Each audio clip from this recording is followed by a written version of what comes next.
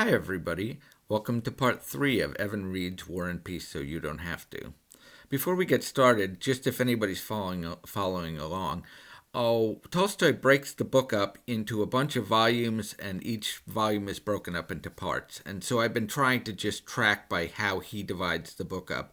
I think it's a little easier to follow. So this will be Volume 1, Part 3. And this is at the end of Volume 2, we left Nikolai Rostov and Andrei Bolkonsky on the battlefield in Austria, both of them kind of disillusioned about what things have gone on. Part 3 starts with us back in Russia. And part 3 is very interesting. In fact, actually, it's something Tolstoy likes to do a lot. He likes to sort of juxtapose situations where it's the same situation but different characters have been put into it. And as we open part 3, we meet Prince Vasily. Now you remember he's the one at the very beginning who found a job for the princess, the sort of conniving princess's son. He's very much sort of connected, and he has a couple of ne'er-do-well sons, Anatole and Hippolyte, and a daughter, Helena. So we open part 3 with him basically trying to marry off 2 of his 3 kids. He's going to try to find a husband for Helena and a wife for Anatole. And Tolstoy does a good job of sort of describing Vasily as he seems like a real manipulator, but Tolstoy makes you aware of the fact that he's not sort of consciously doing this. He's such a social animal that he's not really aware of the fact that he's sort of doing all this conniving maneuvering. So we start off with the first part of this, and these two sections are really funny because it's sort of like, courting Russian style, and you're kind of like, really? This is how they do it? And of course, it's in high society. But the first half of it is him trying to marry off Helena. Now, Helena, we just briefly met in the beginning. She's described as beautiful, sort of statuesque, not kind of cold, but not really cold. You just don't really get to know her. She's just sort of there smiling at everybody. But Prince Vasily wants to get her married off. So he's going to try to marry her off to Pierre. Now, you remember Pierre was the sort of illegitimate son who came into lots and lots of money thanks to various maneuverings by Princess Anna. And Anna was on one side and Vasily was on the other. So Vasily was on the losing side of these manipulations to try to get the money to go to his side. And yet at the beginning of part 3 here, we find that he's basically taken Pierre under his wing. Now, we remember Pierre is kind of this naive guy, and this entire chapter is in some ways really hilarious because he basically is aware that Vasily is trying to maneuver him in front of his daughter, Helena. And for a large part of this, he's kind of like, well, I don't really want to do this. I don't really want to do this. And yet by the end of it, he's married to Helena. And it's really funny how it goes about because Helena is kind of, again, she's distant. You don't really get a sense of whether she cares to marry him or not. I mean, Pierre's described as generally attractive to people. And of course, it's funny because at the very beginning of this chapter, he's gone from a non-entity to being very attractive to everybody because he's got money now.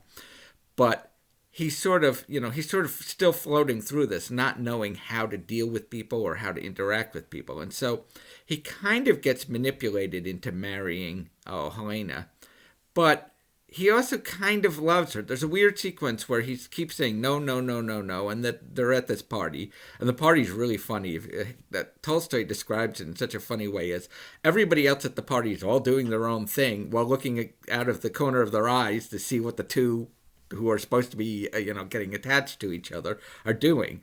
And so, Pierre's there and he keeps thinking, no, no, no, no, no. And then he sort of has to lean over to do something and passes sort of right by Helena, within a foot of her. And all of a sudden he's gone from no, no, no, no to, wow, she's cute, or something like that, essentially. I wouldn't mind marrying her.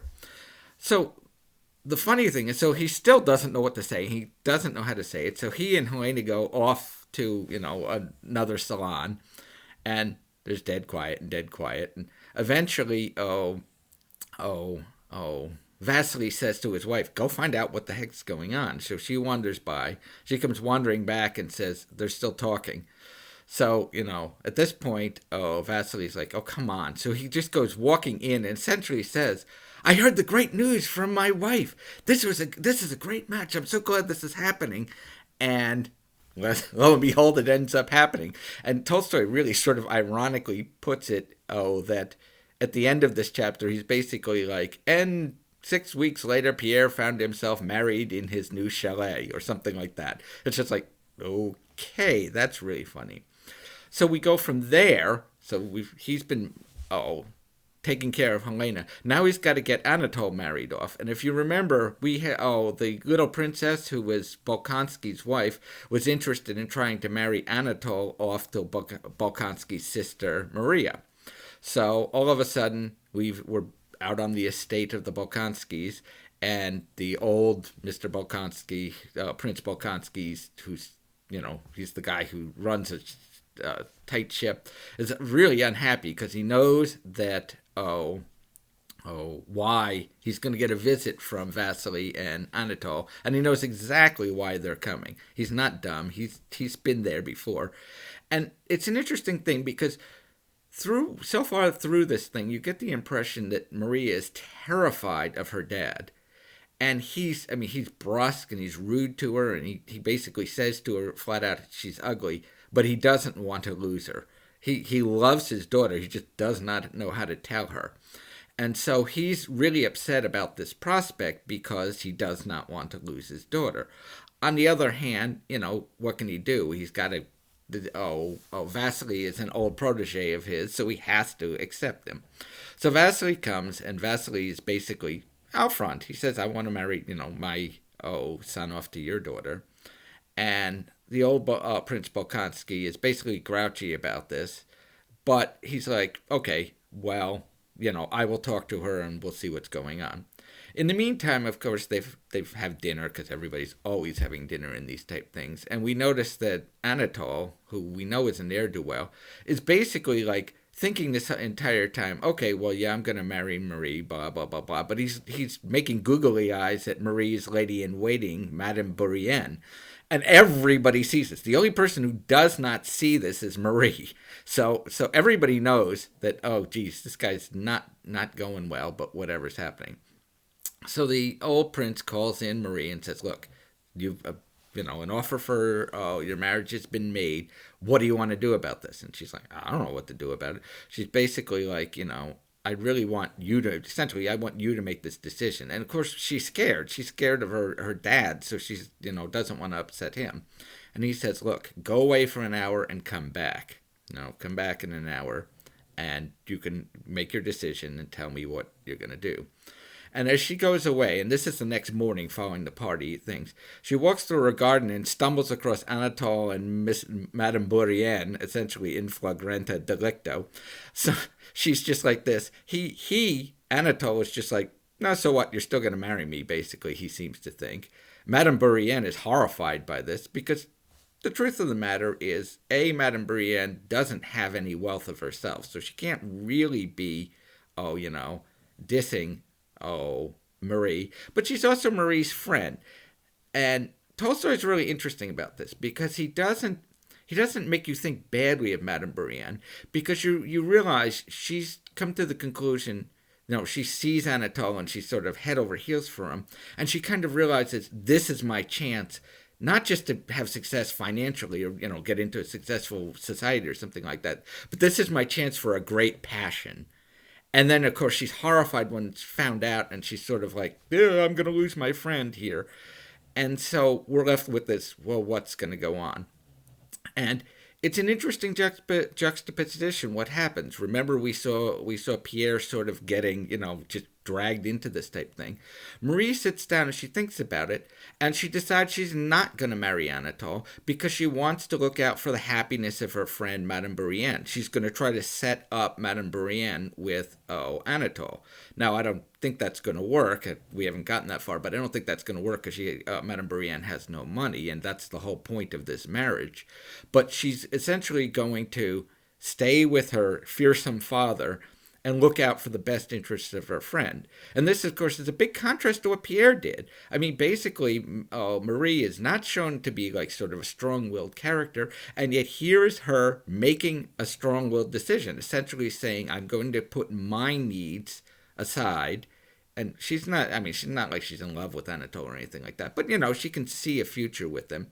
She's going to put it aside because she thinks that, Madame Bourienne's love for Anatole is more important than her needs. And so that these are, this is how Tolstoy likes to operate. And there will be another one of these juxtapositions later on in this section of the book, and I'll explain that in a minute. But it's an interesting thing that he does. He's always putting, his characters together and then saying, why do they do what they do? How do they do what they do? And look, here's two more characters. Let's see how they do in the almost the exact same situation. It's a really interesting sort of way of approaching it. All right, so we've got, Helena married off. Anatole goes riding off with his dad, basically not getting married. Tolstoy jumps from there back to Austria, and we're back with, Nikolai Rostov and, Andrei Bolkonsky back in Russia. Now, when we left them, they were both sort of, dispirited and about war and that type of stuff. But when we get back, we're back to Nikolai Rostov, and somehow, despite, essentially charging, falling off his horse, and running away from a Frenchman, he's been given an honor, and he now is carrying himself around thinking he's a hero. And this is sort of Tolstoy, again, it is sort of most ironic that, it's sort of like the memory of youth. He's kind of like, I did, things. He says, it's interesting, too, because he says Nikolai would never lie, but sort of, events have changed in his mind anyway, that what actually happened isn't what happened. And he's telling these stories about how, the heroic things he did. And so he's gone back to sort of forgotten a little bit of that, dispirited feeling about, what's war all about. And he's kind of gone back to it. And we have him at some point soon, he's, in line. And again, the troops are being examined, this time by the Tsar and the, Emperor of Austria. And once again, Rostov has gone back to his romantic delusions and, I will die for the Tsar and these other things. And so he's he's full of these illusions about how, he's looking for his way of, how I can, meet the Tsar and do things for the Tsar and that type of stuff. And this will be another, as I said, another juxtaposition, because we also get to see Bolkonsky. And Bolkonsky is again with, he's the adjutant to the head of the, Russian army, Kutuzov. But now with the Tsar there, Kutuzov is just essentially a general. He's no longer in control of the army. It's the Tsar who controls the army. And this is all happening right before the Battle of Austerlitz, which is one of the major battles that essentially ended what was called the Third Coalition between Austria, Russia, and England. And it'll end in a total disaster for the coalition at the battle. And it's also that disaster will prevent the Prussians from joining the coalition and will basically leave Napoleon in charge of Europe. But we haven't got that far yet. So anyway, we have Bolkonsky staying with, the leading up to Austerlitz, and he's with Kutuzov, and Kutuzov is not happy about the impending battle. He's not, he doesn't really get into Kutuzov's head, but Kutuzov does not trust that this is going to go off the way the emperor and essentially the Austrian general who's planned the battle think it's going to go off. And so Bolkonsky is sort of part of that group, and he's been in on most of the deliberations. So he's also has problems with the what the battle plan is. But Tolstoy, the thing with this is Tolstoy doesn't get too deep into the battle plans. He just leaves you with the fact that essentially they don't trust the Austrian battle plan. And frankly, the Austrians and the Russians really don't trust each other. So we're leading up to the battle here, and we get once again the same way that Rostov was feeling like I want to do what can I do to save the emperor or something like this. Bolkonsky is thinking about, will his moment come? Will it be a chance where he can, essentially he thinks where I can grab the flag and rally the troops. And he's not sure that's going to happen or whatever. Okay, we get to the day of battle, Austerlitz, and essentially Rostov has managed, because of his connections, and we learn an interesting thing. I should go back. We learn an interesting thing about how important connections are, because there's a point in this where Bolkonsky essentially, Bolkonsky's not a general. He basically ignores a Russian general to talk to his friend who's a captain who's very connected in society. And the Russian general is seething, but he can't do anything about it because he's of a lower rank socially. So we understand that these sorts of things are going on. And both Bolkonsky and Rostov see this. They both basically see that what matters is who you're connected to, not whether you know what you're doing. Anyway, so we get to the day of battle, and Bolkonsky has been, he's essentially assigned to Kutuzov's delegation. And somehow Rostov has managed to get himself assigned to the Tsar's delegation. He's, again, through connections. So the battle starts, and this is a section where other people who have read this and talked to me say they are always skipping over the battle parts of it. Because the truth of the matter is, even with a map, it's hard to keep track of what's going on. And to a certain extent, I think Tolstoy is being honest about that. I think he's basically saying, look, here I can tell you what I heard, dispositions and all this other stuff, but it's hard to understand. And he uses an interesting analogy that an army, especially an army of 80,000 people with not modern communications, works like an old-fashioned clock, where you have to crank one thing that gets something else cranked, that gets something else cranked. And once all the gears and wheels are turning, it's really hard to stop it now. And so we get the battle plan, and the Russians are marching into the battle plan.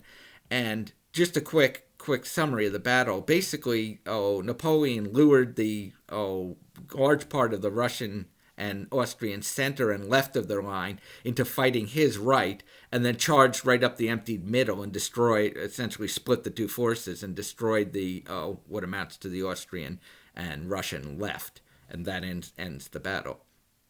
So we get all these discussions of them marching down, and it was foggy. The Russians marched off the height into the valley of fog, so you don't really even know what's going on, which is part of the confusion. And Tolstoy does a good job of suggesting the confusion of battle. And this is one of those things that you get a lot of in 20th century novels, but he's aware of what's going on back then.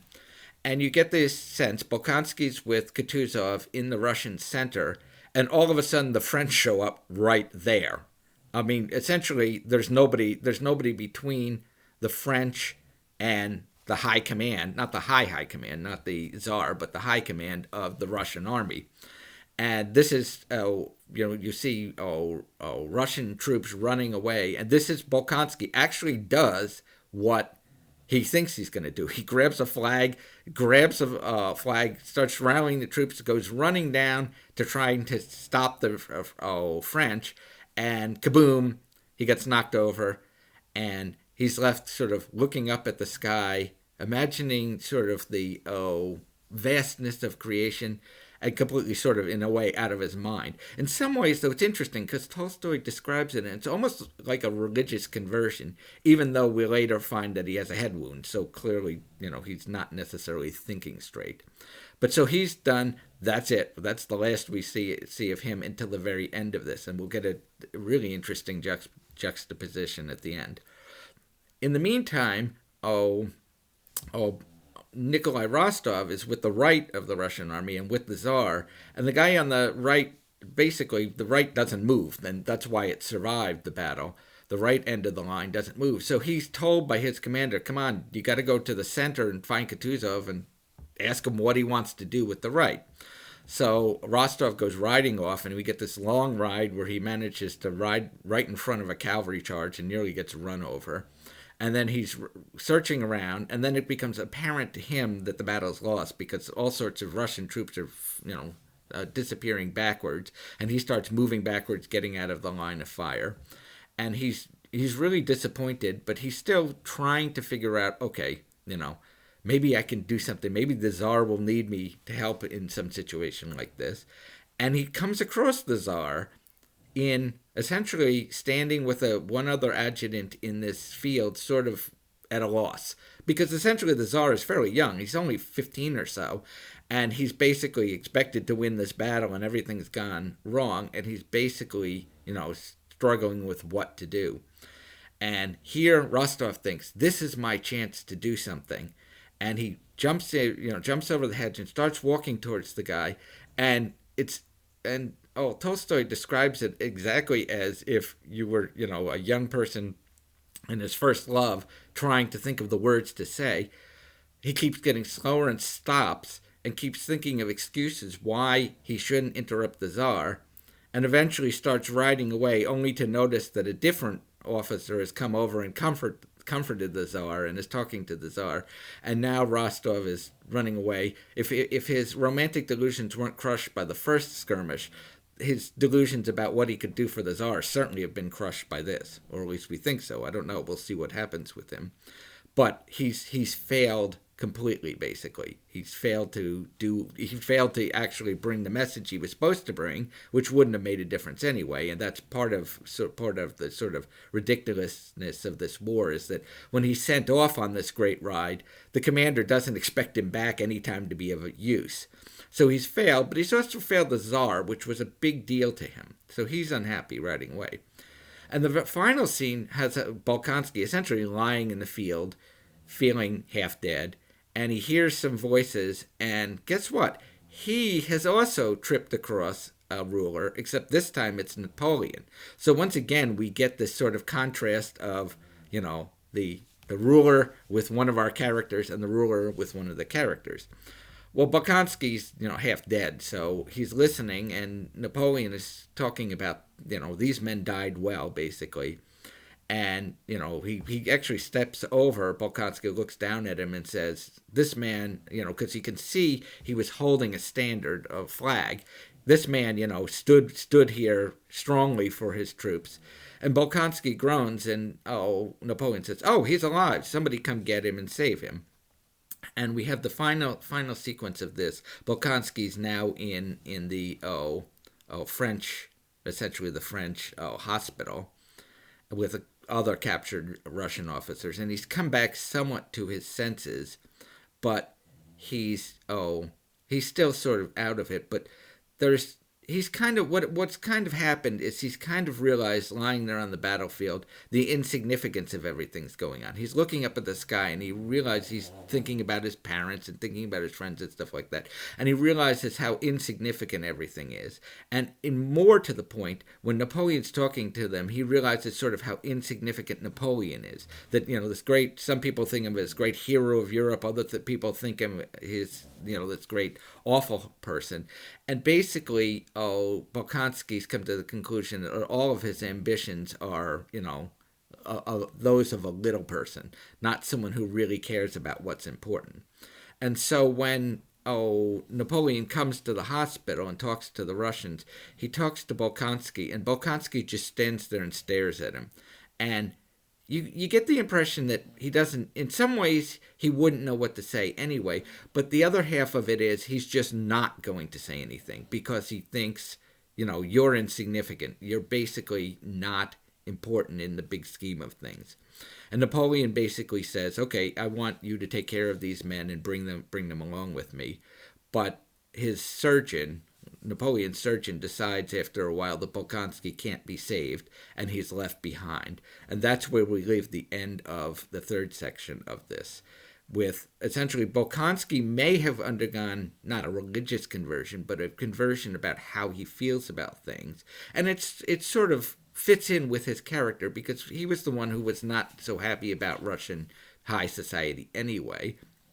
And we're left with a crushed Nikolai Rostov, who, we don't know where he's going to go. He's still with the Russian army, so maybe something good will happen for him.